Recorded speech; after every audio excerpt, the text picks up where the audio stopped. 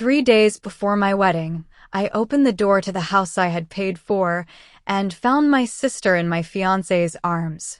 She had spent her entire life stealing pieces of mine. This time, I did not cry.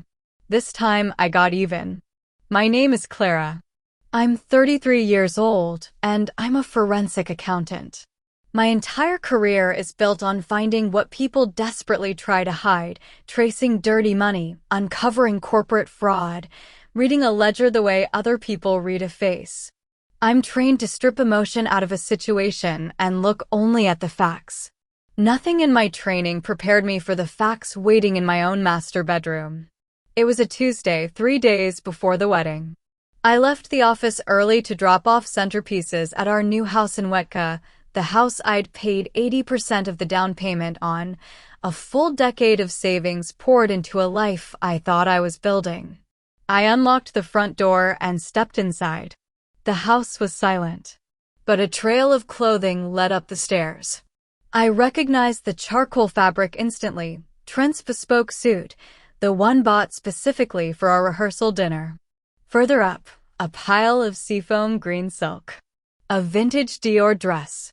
I knew exactly whose it was, because I'd lent my younger sister Brittany the money to buy it the month before. I climbed the rest of the stairs without a sound. I pushed open the door to the master bedroom. There they were. Trent, my fiancé of 2 years. And Brittany, my 30-year-old sister, the golden child of our family. Tangled together in the bed I had paid for. Most brides would scream. Throw something. Demand an explanation through tears. I did none of that. The same analytical mind that dismantles white-collar criminals for a living simply took over. I stepped back, pulled out my phone, framed the shot to capture both their faces clearly, and took the photo. The shutter clicked, sharp and final in the silence. Trent's head snapped up, eyes wide with pure terror as he scrambled for the duvet. Brittany let out a pathetic gasp. I didn't wait for either of them to speak. I turned and walked out. Trent shouted my name, stumbling out of bed, but I was already on the stairs, my pulse steady, my mind perfectly clear. I walked out the front door, locked it behind me, and got into my car. I sat there for exactly 1 minute, just listening to the engine idle. Then I opened my phone, went to the family group chat, the one my parents, my brother David, and half our extended family had been using all week to coordinate country club outfits for the wedding, and attached the photo. I typed one sentence. The wedding is canceled. Trent and Brittany can keep the bed. I hit send, watched it deliver to 20 people, tossed the phone onto the passenger seat, and pulled out of the driveway. In my rearview mirror, Trent sprinted out the front door in his boxers, waving his arms like a man flagging down a plane that had already left the runway. Less than 2 minutes later, my phone started buzzing violently. My mother's name lit up the screen. I answered through the car's Bluetooth, half expecting tears, half expecting her to ask if I was okay. Instead, her voice came through, sharp with fury. What is wrong with you? Why would you send something so vulgar into a group chat with your Aunt Susan and Uncle George? Do you understand how humiliating this is for this family? I kept my eyes on the road. Mom, I just caught my fiancé sleeping with my sister in my own house. And your first concern is what Aunt Susan saw. You're acting completely unhinged, she snapped. You're making a public spectacle out of a private matter. This is going to be the talk of the entire North Shore. You could have handled this like a civilized adult, and instead you humiliate all of us 3 days before the biggest event of the year. Her words washed over me, toxic, heavy, and entirely predictable. In her world, appearances were everything, and the truth was just an inconvenience to be swept under an expensive rug. You're right, Mom, I said, my voice flat. It is very embarrassing. For Brittany. To be caught sleeping with her sister's fiancé. That is not what I meant, and you know it, she hissed. You have always been jealous of your sister. Trent is under enormous pressure. Men make mistakes. But sending that photo, that was a deliberate attempt to destroy your sister's reputation. Delete it. Say your phone was hacked. We are not canceling this wedding. We have guests flying in. I let out a hollow laugh. The wedding is off, Mom. I am not marrying a man who sleeps with my own sister in my own house. I ended the call before she could scream again, and felt the last thread connecting me to my family quietly snap. They had made their choice. Now it was my turn to make mine. My phone rang again before I reached the next intersection. My father. I answered, half expecting him to be the voice of reason, a man who dealt in contracts and facts. Instead, his voice came through sharp, commanding, and utterly without warmth. Clara, what are you thinking? He demanded. Your mother is hyperventilating in the kitchen. Do you know how many prominent investors are attending this wedding on Saturday? Trent's partners are flying in. We have senators on the guest list. I listened with a strange, floating detachment. Dad, I said calmly, Trent was sleeping with Brittany in my house. Do you think they want to attend a wedding for a cheating fraud? He sighed, heavy and theatrical. Listen to me. You're the logical one. Let's look at this practically. Trent thrives in social settings. Brittany's an influencer. She lives for the spotlight. If we're honest, Trent fits her lifestyle better than yours anyway. You hate those events. You'd rather hide behind spreadsheets. Are you justifying his infidelity because of country club dinners? I asked.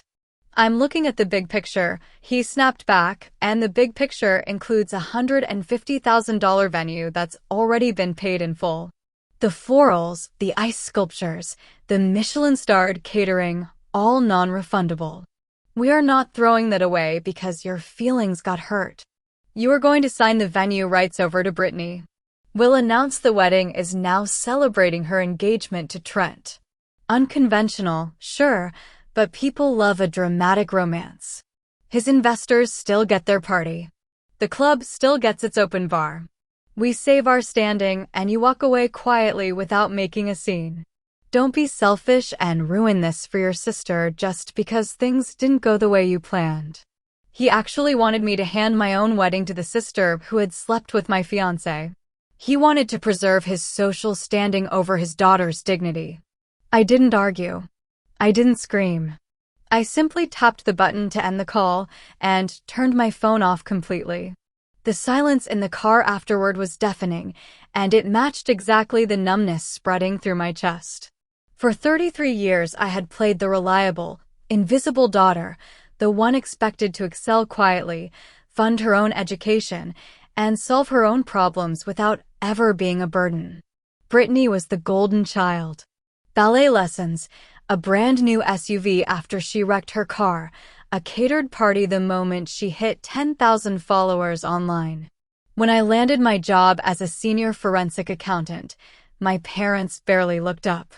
Now they were demanding I hand over my wedding to protect their reputation at the club. The real betrayal was never just Trent climbing into my bed with my sister. It was my parents aggressively insisting I make that bed for them. I drove without direction for almost an hour before pulling into a cheap, nameless motel on the edge of the city, the kind of place that took cash and asked no questions about a woman in a tailored suit checking in at noon on a Tuesday. I paid for 3 nights, took the metal key, and walked into a room that smelled of stale smoke and industrial cleaner. I dropped my purse on the floral bedspread and sat down at the rickety desk. Any normal bride would be sobbing on the floor right now, calling her bridesmaids, mourning the shattered illusion of her perfect future. I didn't cry. My tears had dried up years ago. The day I finally accepted my family would never love me the way I needed them to. Instead, I reached into my bag and pulled out my work laptop, loaded with auditing software, data extraction tools, encrypted access to systems most people never see. Trent thought I was a boring corporate drone who crunched numbers for a paycheck. My parents thought I was a spineless pushover who always folded to keep the peace. Brittany thought she'd won the ultimate prize, stealing my glamorous fiancé right out from under me. They were all wrong. I cracked my knuckles, opened the laptop, and let the blue light fill the dingy little room. If they wanted to play games with my life, my money, and my future, I would show them exactly how a forensic accountant handles a hostile family takeover. The sun was barely up when my phone buzzed with a text from my mother, demanding I appear at the family estate immediately.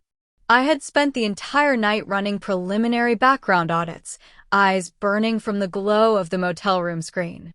I showered, put on a sharp blazer, and drove to the house I grew up in. Walking through those heavy oak doors, I was hit with the familiar scent of lemon polish and fresh lilies. My mother always made sure the house smelled perfect for guests. Clearly, she now considered Trent a guest of honor, not the man who had detonated my life the day before. I stepped into the living room and found a scene staged like a luxury lifestyle photo shoot. Trent and Brittany sat close together on the white linen sofa, fingers intertwined. He wore an expensive cashmere sweater, entirely too relaxed for a man caught cheating less than 24 hours earlier. She rested her head on his shoulder, wearing a gold necklace I recognized immediately, one I had bought her as a birthday gift the year before. My father stood by the fireplace swirling bourbon at 10 in the morning. My mother hovered behind the sofa like a bodyguard, hands resting on Brittany's shoulders. The audacity of it was staggering. I was the one who had been betrayed, and the entire room was arranged to defend the two people who'd done it. I stayed standing near the entryway, arms crossed, ignoring the empty chair they'd left for me. The silence stretched, thick and heavy. No one apologized. No one looked ashamed. Trent gave me a look that mixed pity with arrogance, gently squeezing my sister's hand. "Clara," my father finally said, breaking the tension. "We're glad you decided to be sensible and join us. Sit down. We have logistics to discuss for Saturday." "I'm fine right here," I said evenly. Brittany let out a trembling sigh and buried her face in Trent's chest, then looked up at me with wide, tear-filled eyes. "Clara, you have to understand. We never meant for this to happen. It was an accident. We just couldn't help falling in love. You were always at the office, working late, staring at boring reports. Trent was lonely. I was just trying to be a good friend to him." Trent nodded solemnly, sitting up straighter. "It's true, Clara. We've been growing apart for months. You're too obsessed with numbers and spreadsheets to make a man like me happy. I need someone who understands my social calendar, who can host a dinner party and network with investors without questioning every receipt. Brittany understands my world. She makes me feel alive. You just make me feel like a liability on a balance sheet." My mother stepped around the sofa, wiping a non-existent tear. "Trent is right, Clara. You've always been too rigid, too clinical. Brittany is simply better suited for a high-profile marriage. You should be thanking her. She saved you from a lifetime of misery. If you'd paid more attention to your relationship instead of your career, maybe Trent wouldn't have been forced to seek affection elsewhere." I listened to this coordinated attack with something close to fascination. They were masterfully rewriting the story, casting me as the cold, neglectful villain, and my cheating fiancé and backstabbing sister as star-crossed victims. The gaslighting was so calculated it was almost impressive. Brittany sniffled again, dabbing at dry eyes. "I really hope you can be happy for us eventually, Clara. This is exactly how things were always meant to be." My father cleared his throat and set a thick stack of legal documents on the coffee table, sliding a pen toward me. "This transfers the venue, the catering deposits, and the florals over to Brittany and Trent. Since you're the primary account holder, the club needs your signature to authorize it." I looked down at the papers, then back up at their expectant faces. They were braced for a fight, a breakdown, a desperate plea. Instead, a slow, genuine smile spread across my face. I understood, in that exact moment, exactly how pointless it would be to fight them the way they expected, because I was about to destroy them completely, systematically, and on paper. I picked up the pen and signed every line without hesitation. The relief in the room was immediate and sickening. My father smirked and patted Trent on the back. My mother beamed at Brittany. They genuinely believed they'd won. I set the pen down, turned my back on their celebration, and walked out the door to go build the rest of their coffin. I drove straight back to the motel, my mind perfectly clear. I locked the deadbolt, pulled the curtains shut, and sat down at the chipped desk. I opened my laptop and connected through a secure hotspot. I was no longer Clara the betrayed fiancé or Clara the discarded daughter. I was Clara, the senior forensic accountant corporations paid to find the secrets buried in their ledgers. Emotion is the enemy of a good investigation. I pushed the image of Trent and Brittany out of my mind entirely. When I opened my eyes again, all I saw was numbers. A memory surfaced, sharp and demanding. 6 months earlier, Trent and I had opened a joint savings account to cover the house closing and wedding expenses. I'd deposited most of it myself from a bonus earned off a major corporate audit. About 2 months ago, Trent had come to me looking stressed, saying he needed temporary access to cash to cover a broker's commission on a big commercial deal his firm was closing. He promised his own bonus would replace it within a week. Because I loved him, I authorized it without a second thought and never checked the account again. That was my first mistake. I was about to correct it with ruthless precision.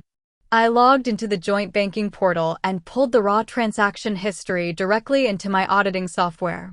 The program began flagging irregularities in red. I watched 60 days of history render on screen, and a cold wave of understanding rolled over me. Trent hadn't just been unfaithful in our bed. He'd been unfaithful with our money. The balance that should have sat comfortably in 6 figures had been decimated. He'd never replaced a single dollar of what he'd borrowed. Instead, he'd executed 42 separate withdrawals, carefully structured to stay just under the threshold that would trigger a bank alert, 4,000 here, 7,000 there, routed through a payment processor to obscure where it was really going. I ran the total. $80,000. Trent had siphoned $80,000 out of my savings, using a wealth manager's own insider knowledge of exactly how to avoid raising red flags. The betrayal in that bedroom had been an impulsive act of ego. This, 42 transactions over weeks, was premeditated. He had sat across from me at dinner, kissed me goodnight, talked about our future children, while quietly bleeding out the safety net I had spent a decade building. I felt no tears. Only focus. I launched a secondary trace to follow the money. $55,000 had been wired to offshore servers in the Caribbean and Malta, high-stakes sports betting, and unregulated online gambling. Trent didn't have a temporary cash flow problem. He had a devastating gambling addiction, and he was feeding it with my life savings. The remaining $25,000 told a different story. It landed in the merchant account of a boutique jeweler in downtown Chicago, a custom piece featuring a gold chain and a teardrop diamond. My mind flashed back to that morning in my parents' living room. Brittany, resting her head on Trent's chest, a delicate gold necklace with a teardrop diamond catching the light. I had thought it was the necklace I'd given her for her birthday. I was wrong. The one she'd worn to my face, the one she'd flaunted on Instagram, had been bought with money stolen directly from my own account. The golden child was literally wearing my stolen savings around her neck. A dark clarity settled over me. For 2 years, I had believed Trent pursued me because he loved me, my intelligence, my career, my stability. Looking now at the wreckage of his finances, the truth was uglier and simpler. Trent hadn't loved me. He had targeted me. He was a drowning man, and I was the sturdiest raft he could find. A senior forensic accountant with a spotless credit history and zero debt was the perfect financial shield to secure a mortgage his own background could never survive.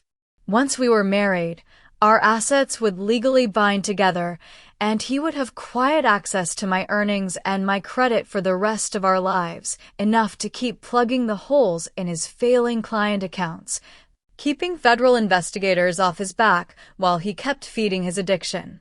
I was never going to be his partner. I was going to be his unwitting sponsor. And Brittany, thinking she'd stolen the ultimate prize, had no idea she'd chosen a man who needed a financial bailout more than he needed a wife. She wanted luxury. He needed rescue. Two parasites who had accidentally latched onto the same sinking ship, and in destroying our engagement, they had also destroyed their own survival plan without realizing it. I no longer just had the power to cancel a wedding.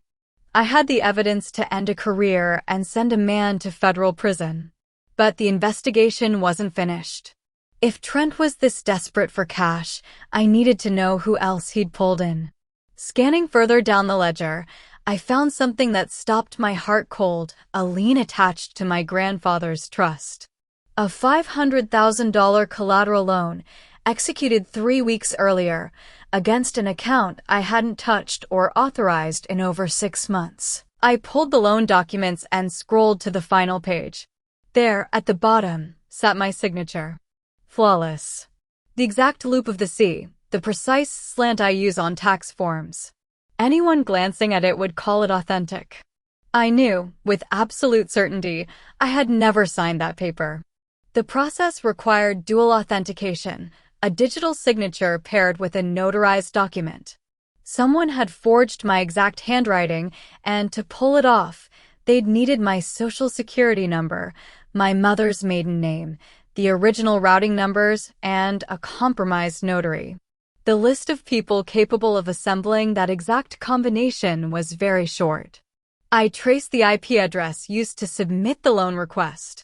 It resolved to a residential network in the North Shore, the specific router in my father's home office. I checked the notary stamp on the document.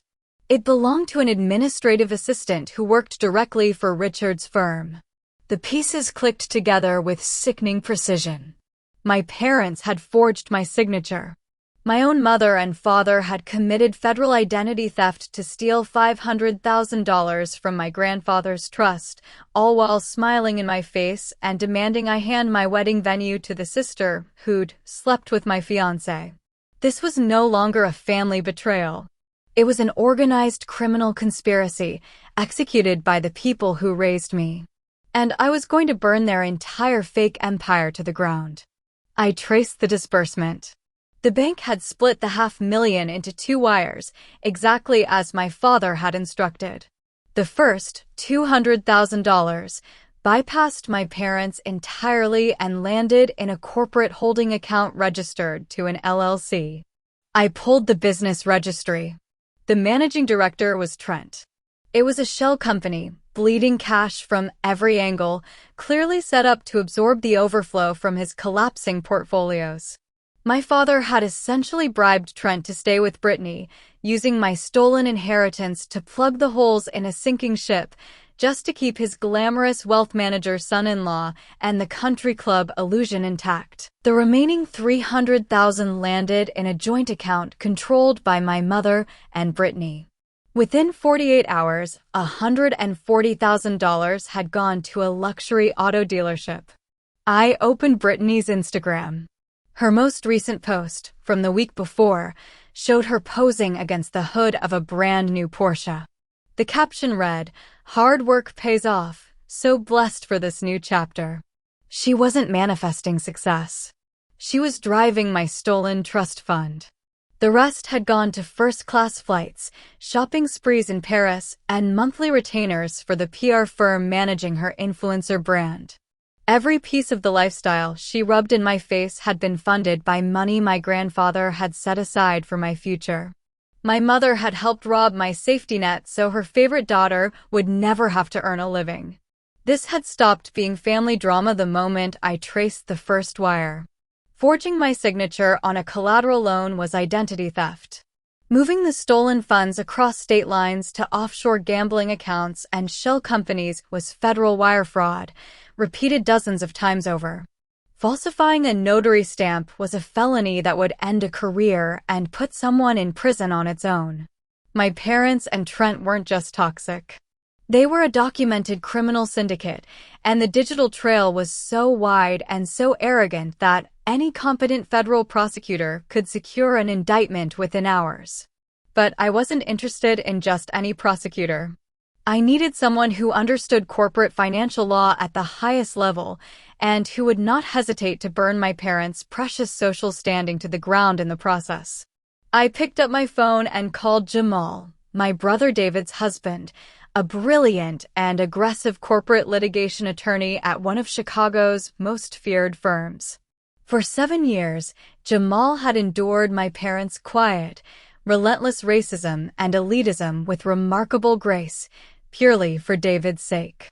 I knew exactly how much he despised them and exactly how well he understood their obsession with image and status. I needed someone who would feel nothing but satisfaction in holding them fully accountable. He answered on the second ring, already aware of the canceled wedding David had texted him the moment my photo hit the group chat.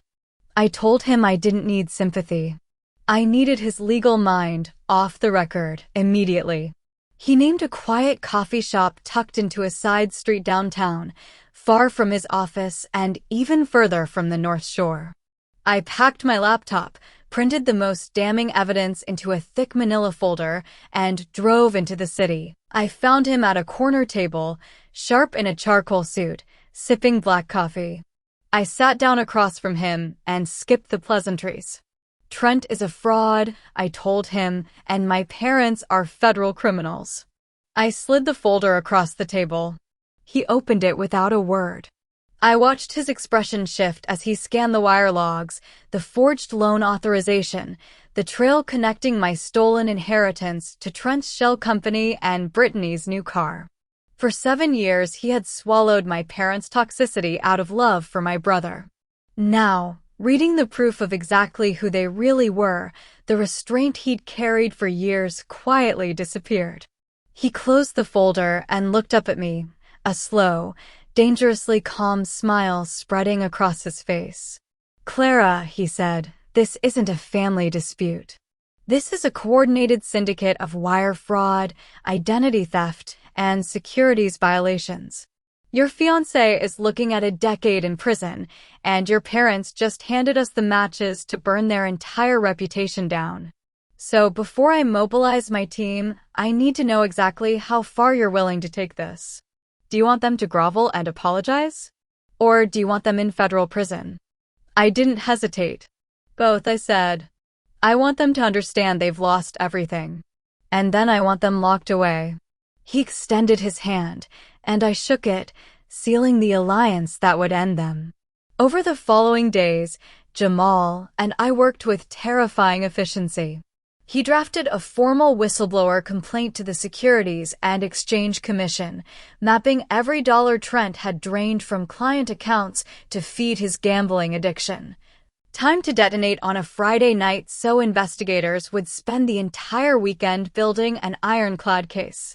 He filed emergency motions to freeze every account tied to me, locking my grandfather's trust down completely before my parents could touch another cent. And he prepared a formal criminal referral against Richard and Patricia for identity theft and wire fraud, attaching the IP logs from my father's home office and the forged notary stamp. Evidence so clean it would bypass local connections entirely and land directly on a federal prosecutor's desk. For 3 days, my parents drank champagne and bragged to their friends, entirely unaware that a federal judge was already reviewing the documents that would end their freedom. The rehearsal dinner arrived, glittering and oblivious. My father stood at the head table under a chandelier, praising Trent as the son he'd always wanted, while my actual brother sat quietly beside his husband, publicly erased. My mother worked the room, boasting about the $1 million wedding weekend to a table of wealthy wives, unaware she was describing, in real time, the physical evidence of her own crimes to a room full of future witnesses. When she finally reached my table, she squeezed my shoulder and told me it took a mature woman to gracefully step aside. I told her I just wanted everyone to get exactly what they deserved. She patted my cheek, completely missing the promise buried in the words, and drifted off to charm another investor. Under the table, Jamal pressed a small red velvet box and a metal USB drive into my hand.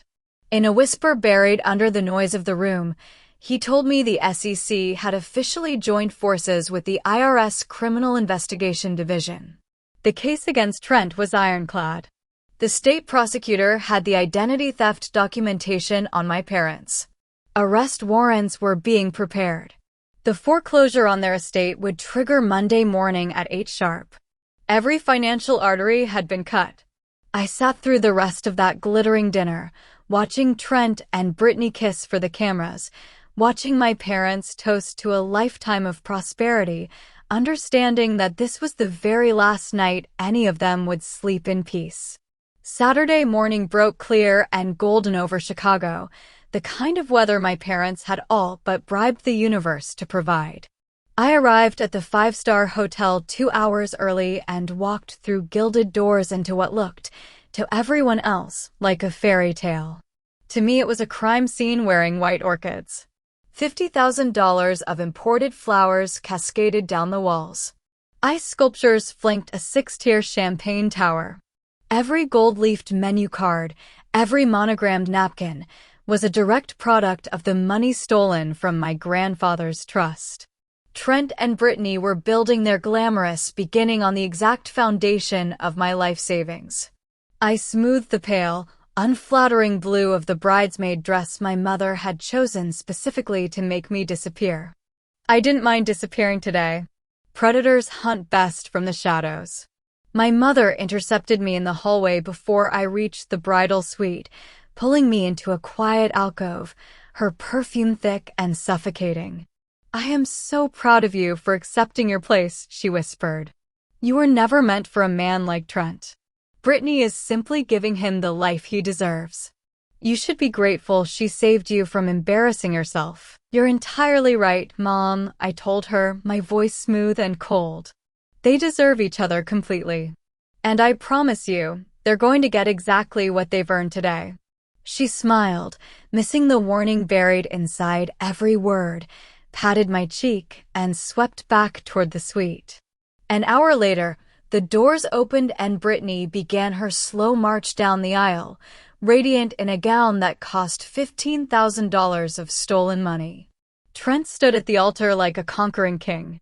I watched them join hands beneath an arch of imported flowers while the officiant spoke about trust and honesty, the hypocrisy so thick it was nearly suffocating. They exchanged rings. They kissed. The room of wealthy investors and country club elites erupted in applause. 10 minutes later, in the private signing room, Trent took the pen first and signed his name to the marriage license. He handed it to Brittany. She signed beside him, smiling brightly, sealing the union with an invisible click that meant far more than either of them understood. They were now legally, financially bound. His federal fraud, his crippled shell companies, his coming indictment, now belonged entirely to her too. The golden child had just anchored herself permanently to a sinking ship, and she had no idea. The reception that followed was a masterpiece of manufactured prestige. 300 of Chicago's most powerful people drinking vintage champagne under crystal chandeliers, entirely unaware that their star wealth manager was actively stealing from them at that very moment. I took my seat at the far end of the bridal table, blending into the background, and caught Jamal's eye across the room. A single, nearly invisible nod. Every trap was set. Every door was locked. All the dominoes were aligned in the dark, waiting for one push. The speeches began. The best man praised Trent's impeccable loyalty.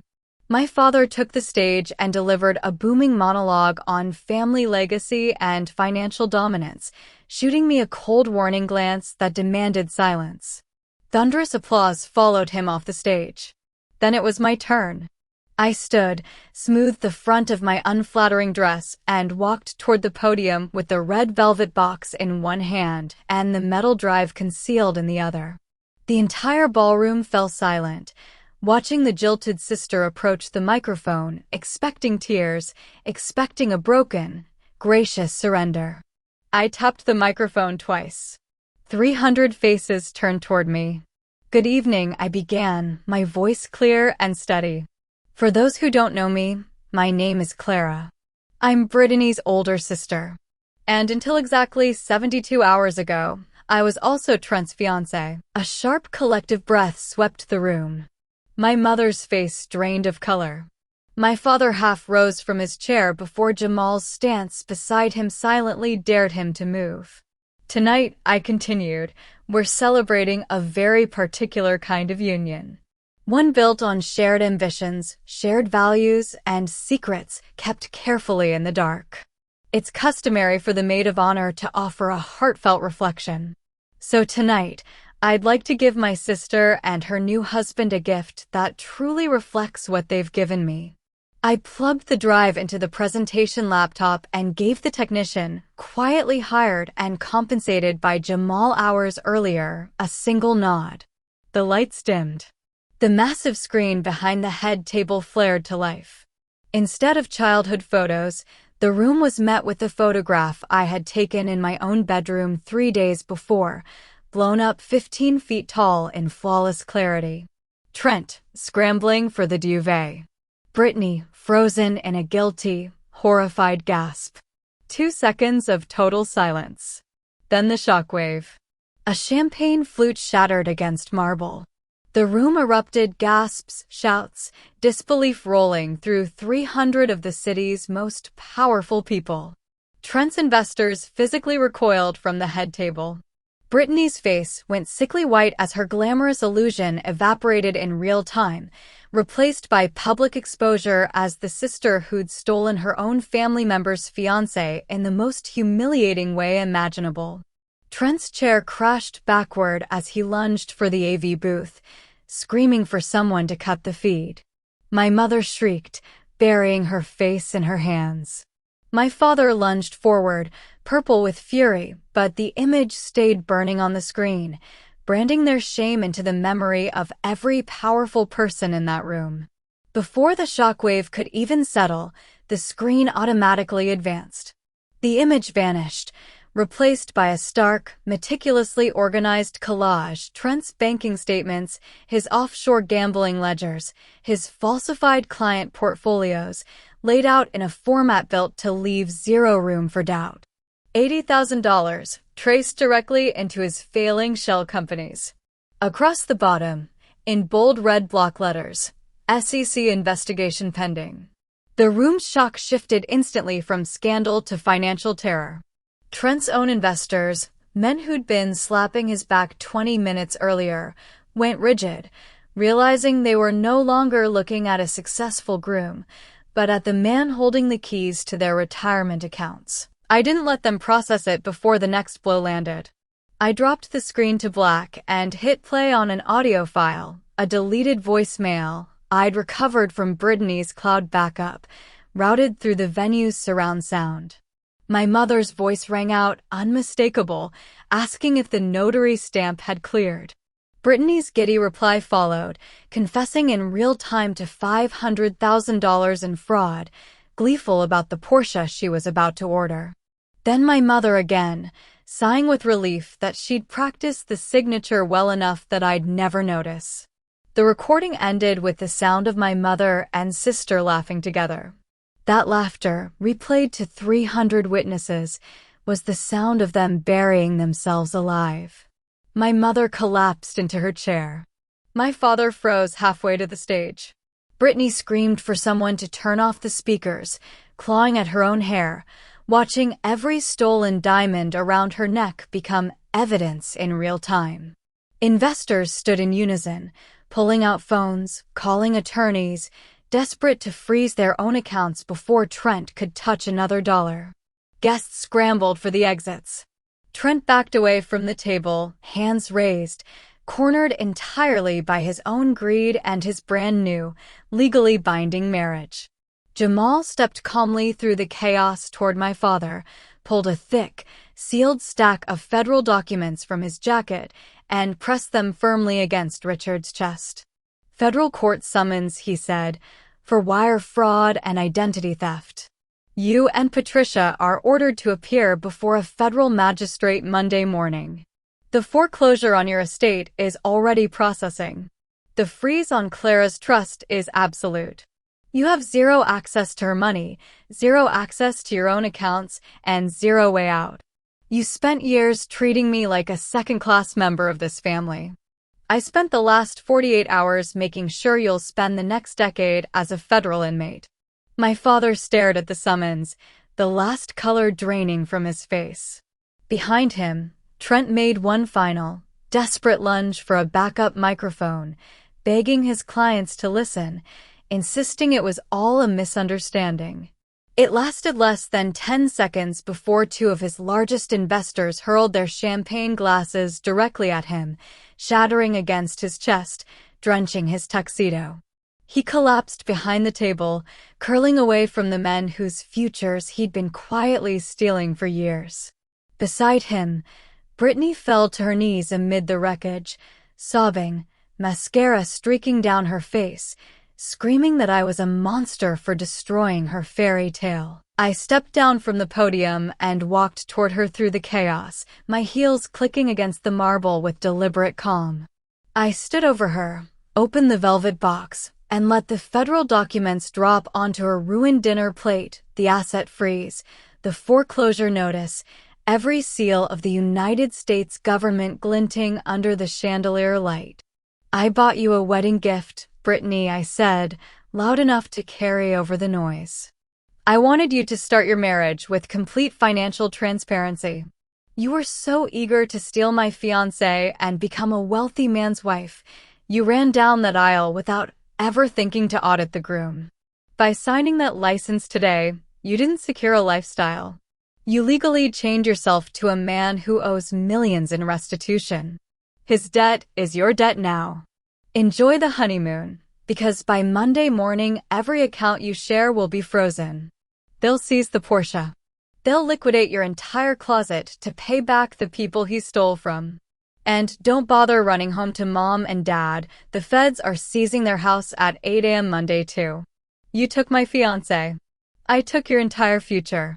She let out a piercing wail, scrambling backward across the floor. I didn't stay to watch her unravel. I dropped the microphone. It hit the marble with a deafening crash of feedback, and I turned my back on all of them, walking straight down the center of the ballroom with Jamal and David falling into step on either side of me, clearing a path through 300 stunned, whispering guests. We walked out through the heavy doors and left the wreckage of their empire behind us. A month later, the shattering crystal and screaming of that ballroom felt like a distant memory. I sat behind a mahogany desk on the 40th floor of our downtown headquarters, recently promoted to Regional Director of Corporate Investigations, my firm deeply impressed by the fraud ring I'd single-handedly exposed. My trust was secure under my own exclusive control. The office smelled like fresh coffee and quiet victory. Jamal called with the final tally. Trent had panicked the moment the SEC froze his accounts, abandoning Brittany at their mortgaged condo and attempting to flee to Mexico City. The FBI caught him at O'Hare, standing in line with a one-way ticket and a duffel bag of cash. He took a plea deal rather than face trial, multiple counts of wire fraud and embezzlement, a mandatory minimum of 10 years, his license permanently revoked, his name entered on the Federal Registry of Banned Financial Operatives. He'd be nearly 50 by the time he saw freedom again, and he'd owe millions in restitution the moment he did. Brittany's downfall played out entirely in public. Her Instagram collapsed overnight once her followers realized her whole aesthetic had been funded by stolen money. Every sponsor dropped her within 48 hours. The federal government seized the Porsche, the designer wardrobe, the jewelry, all of it liquidated toward restitution. Bound by marriage to Trent's catastrophic debt, she was now working 50 hours a week at a real estate office, her paycheck garnished before she ever saw it, completely exiled from the world she'd built her entire identity around. And my parents. The foreclosure on their estate went through exactly on schedule, sheriffs escorting them off the property they'd spent decades polishing for guests. Every account was frozen. Every friend from the club vanished overnight. Unable to afford private counsel, They were living out of a cheap roadside motel, waiting for a federal trial neither of them could stop. Jamal finished his report and wished me a good morning. I sat in the pristine silence of my new office, letting the full weight of it settle. Then my personal phone rang, an unknown local number. I answered, and heard my mother's voice, small and broken in a way I had never heard before, ragged with panic, highway noise humming faintly behind her. "Clara, please don't hang up," she said. "We have nothing left. Your father can't get out of bed. Please call the prosecutors, drop the charges. We made a mistake. You have to forgive us. We're still your family." I listened for exactly 3 seconds, absorbing the sheer audacity of a woman who had orchestrated the theft of my entire inheritance, now demanding rescue simply because we shared blood. I felt nothing. Not anger, not sadness.